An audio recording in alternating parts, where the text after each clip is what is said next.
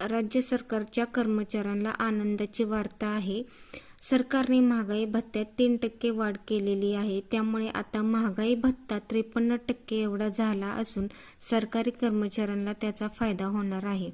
1 जुलै 2024 पासून 7व्या वेतन आयोगानुसार महागाई भत्त्याचा दर 50% वरून आता 53% एवढा करण्यात आलेला आहे. त्यानुसार 1 जुलै 2024 पासून ते 31 जानेवारी 2025 या कालावधीत थकबाकीसह फेब्रुवारीच्या वेतनासह हा महागाई भत्ता कर्मचाऱ्यांना दिला जाणार आहे. आता हा महागाई भत्ता, वाढीव भत्ता कसा भेटणार आहे?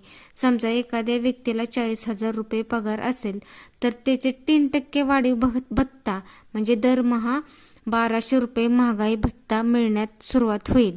ही वाढ जुलै 2024 पासून ते फेब्रुवारी 2025 पर्यंत थकबाकीसह कर्मचाऱ्यांना देणार आहे. म्हणजेच हा वाढीव भत्ता कर्मचाऱ्यांसाठी ही आनंदाची वार्ता आहे.